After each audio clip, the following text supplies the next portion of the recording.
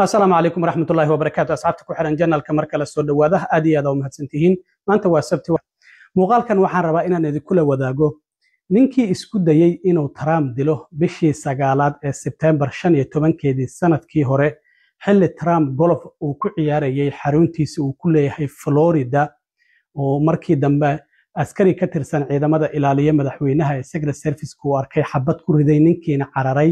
kadibna la soo qabtay maxkamadeyntiisii ayaa Khamiistii bilaabatay waxyaabo la yaab leh ayaa maxkamadeynta ninkan laga soo calaameynaya waxyaabahaas maxay yihiin ninkan isaga ayaa ismatalaya waan ogaan doonaa arrimahaas siday u dhacayaan sidoo kalena hadaladiisii furitaanka ee maxkamadda Khamiistii markii uu bilaabay isla markiiba garsoorihii ayaa hadalkiisa joojisay sababta loo joojiyay maxay tahay dacwadaha uu ninkan wajahayo maxay yihiin muxuu mutaysan karaa haddii lagu helo arrimahaasi oo ayaan idinla wadaagaya waa sheeko la yaab leh waxaa jirtay madaxweyne Trump xilligii ololaha doorashada uu ku jiray waliba bilihii ugu dambeeyay lagu jiray in bishii 9aad 15keedii sanadkii 2024 madaxweyne Trump oo golf ku ciyaaraya xaruntiisa Trump International Golf Club oo la ciyaaraya waliba nin ay saaxiibahayeen oo maalqabeen Steve Witkoff la yiraahdo Trumpna markii uu guuleystay uu magacaabay ninkaasi ergeyga bariga dhexe u qaabilsan inuu u noqdo oo hadda ruushka xitaa dagaalka Ukraine uu kula jiro ilaa 2 jeer loo diray caasimadda Moscow si uu Putin ula kulmo ayaa markaasi golfka la ciyaarayay nin waxaa jiray markaa ninkan la soo qabtay oo magaciisa la yiraahdo Ryan Wesley Ruth oo 59 jir ah in uu doonayay in uu Trump dilo ninkan waxa uu sameeyay meel kayma ah oo meesha golfka uu ku ciyaarayay Trump uu galay qorigiisa ayuu qaatay waxa la leeyahay 10 saacadood ayuu halkaasi ku jiray waxa uu sugayay Trump inta uu u soo dhawaanayo meesha jiqda ah uu ku jiray isla markaana waxa uu doonayay inuu Trump toogto markii dambe madaxweynaha waxa ka horeeya ciidamada ilaaliya ee Secret Service-ka ciidamada nin kamid ah oo magaciisa la yiraahdo Roberto Farcano ciidamada Secret Service-ka ayaa arkay ninkan oo meesha ku dhuumaaleysanaya qorigiisana silig meesha ku yilay duuntiisa ay ka soo taagan tahay marka inta Trump uu u soo dhawaanaya ayuu sugayay waxa uu doonayay in uu toogto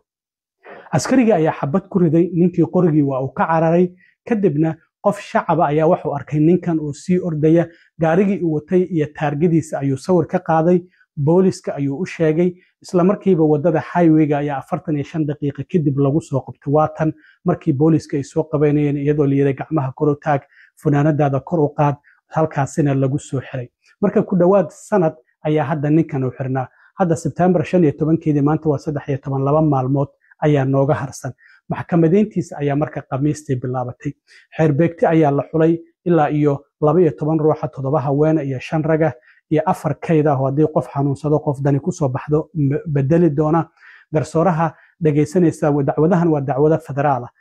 garsooruhuna waa federaal maxkamadaha federaalka kaamarooyin looma ogolo sidaan ognahay in lala galo waxaa jira qof sawir gacmeedka ku takhasusay sketch artist la yiraahdo isla markaana sawiraya hadba sida maxkamadda ay wax uga dhacayaan eedeysanaha dacwadoogayaasha qareenada u doodaya xeerbeegtida garsooraha isaga ayaa sawir gacmeed ku sameynaya marka sketch artist ayaa la yiraahdaa maxkamaduhu markay hor gobol yihiin waa laga yaabaa haddii garsooruhu ogolaado in camera lala galo in la soo duubo laakiin kuwa federaalka kaamarooyin gudaha looma ogolo marka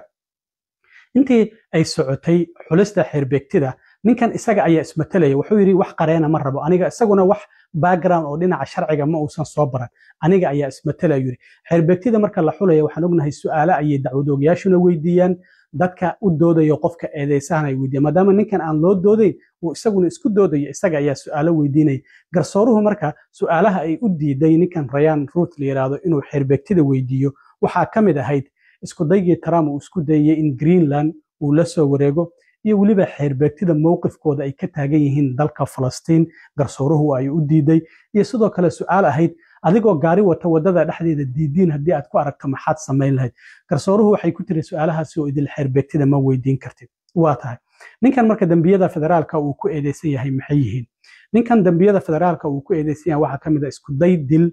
oo uu doonayay in qof madaxtinimada Mareykanka u sharaxan inuu dilo markaas Trump u sharaxayo laakiin hadda waa madaxweyne qodobka labaadna wuxuu waa 5 dambiyada uu ku eedeysay midka labaadna wuxuu yahay in uu haystay qori uu doonayay dembi qalalaasa dhali kara inuu ku geysto waayo haddii xilligaasi Trump la dili lahaa qof madaxweyne u sharaxan taageerayaashiisu maxay samayn lahaayeen qalalaasa ayaa halkaasi ka dhalan lahaa wadankana waxaa laga yaabaaba in qalalaasan weyn uu gali lahaa maadaama Trump taageero fara badan uu leeyahay qodobka saddexaad uu ku eedeysan yahay waxay tahay inuu haystay qori uu ka tirtiray serial numberkii macnaha wuxuu isdhahayay marka aad disho fako serial numberkiina waa uu tirtiray laakiin markii dambe waa la helo serial numberka waa la aqoonsaday marka waa dembiga saddexaad uu ku eedeysan yahay midka afraadna waxa uu yahay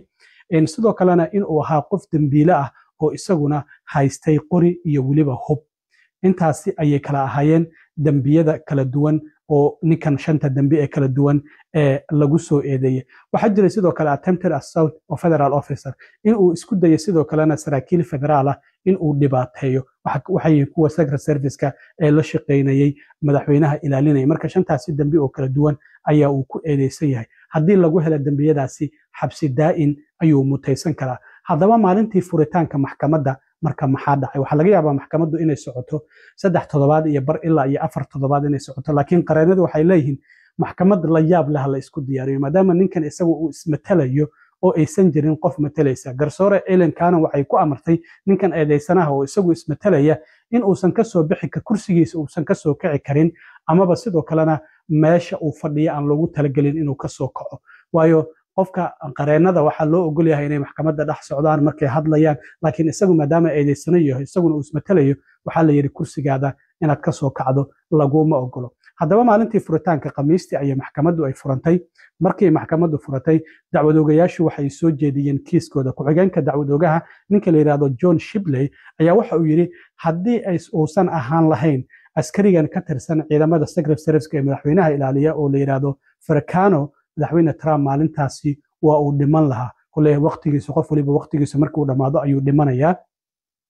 waxaa sidoo kale jirtay in ninkan ka tirsan ciidamada ilaalada madaxweynaha ee Secret Service-ka uu sheegay in isagu uu fashiliyay weerarkaasi la doonayay in Trump lagu dilo maadaama markii uu arkay ninkan uu qorigiisa meesha uu ka soo taagan yahay uu xabad ku riday ninkan markii uu arkay in la ogaado uu halkaasi ka cararay marka waxa uu yiri waxaan u baqay nafsadda madaxweynaha iyo waliba nafsadeyda sidaas ayaa sababtay in aan xabadda aan ku rido marka dacwadoogayaashu waxay yiraahdeen ninkan Ryan Ruth la yiraahdo arrintan muddo ayuu qorsheynayay waxay yiraahdeen muddo toddobaadyo ah ayuu qorsheynayay 17 mar oo kala duwan ayuu tagay Trump International Golf Club oo ilaaleysanaya xilliga uu yimaado xilliga uu ku ciyaaro marka 17 mar oo kala duwan ayuu tagay marka waxa yiri ma jirto sabab kale uu u tagay oo aan ahayn in uu dilo madaxweyne Trump intaasi oo idil qorshihiisa ayay kamid ahayd waxuuna halkaas u tagayay in uu dilo waxa sidoo kale la wareystay maalintii maxkamadda furitaanka ee khamiista ahayd ninkii marqaatiga ah markii uu cararayay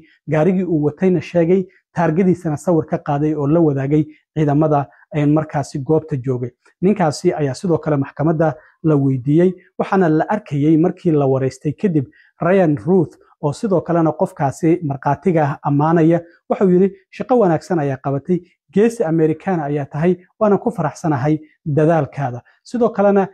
askariga Secret Service oo madaxweynaha ciidamada ilaalinayay ayaa sidoo kale wuxuu yiri waan ku faraxsanahay inaad nooshahay qoyskaadana sidoo kale waa ay ku faraxsan yihiin inaad nooshahay marka macnaha wuxuu ula jeedaa adiga xitaa waxa laga yaabi lahaa in maalintaasi aad dhiman lahayd marka hadal markii la yiri qofka waxa la siiyay marka Ryan Ruth in isagu uu hadlo hadaladiisa furitaanka uu halkaasi ka jeediyo qofka haddii qareen u doodaya qareenka ayaa hadalada furitaanka jeediya marka hadalkiisa markii uu bilaabay ayaa waxa uu bilaabay inuu tixraac ka dhigto madaxweynaha wadanka Ruushka Vladimir Putin Hitler iyo sidoo kale Netanyahu arrintaasi marka garsooraha ayaa hadalkii ka istaajisay 40 daqiiqo inuu hadlo ay ahayd 5 daqiiqo markii uu waday ayaa laga istaajiyay xirbeegtidana waxay tiri qol kale iska aada markaasi kadib waxay tiri maxkamadda xuduudeeda waa inaad ku xadgudbin isla markaana aad hadashaa marka meel qaldan ayuu ka bilaabay garsooruhu marka waxay tiri maadaama meel qaldan aad ka bilowday sidaas darteed hadalladaadii furitaanka waa laga joojiyay mana sii hadli kartid sidaas inkastoo markii dambe uu raaligelin ka bixiyay marka waxyaabaha la yaab kale oo uu yiri waxa kamid ah ninkan si aan nafsadeeda aan u badbaadiyo waxa aan doonaya ayuu yiri in kulan feer ah madaxweyne Trump iyo aniga loo ballamiyo ama aan ku tartanno golf sidaas darteed waxa uu yiri in ma doonayo inaan aniga xabsi daa'in ama laygu xukumo marka Trump bal halay ballamiyo ama aan golf la ciyaaro haddii aan ka badiyo macnaha waxay tahay inaan badbaadayo ama kulan feer ah hana loo ballamiyo marka arrintaasina lagama yeelin arrintaasi la yaab kale maxkamadaasi khamiistii ayay furantay hadda isniinta ayaa mar kale dib la isugu soo laaban doonaa Florida ayay ka socotaa waxyaabaha ka soo kordho iyo xukunkaasi maadaama ninkan uu doonayay inuu Trump dilo laakiin la ogaaday markaasi kadibna uu cararay oo lasoo qabtay waan arki doonaa halka ay ku dhammaato iyo sidoo kalena in dambiyada haddii lagu wada helo dhammaanba dambiyadan shanta ee lagu soo eeday aad iyo aad u mahadsantihiin asxaabta intaan mar kale kulmi doono waa saaxiibkiina cilmi waaro idinla sidaa iyo nabadgelyo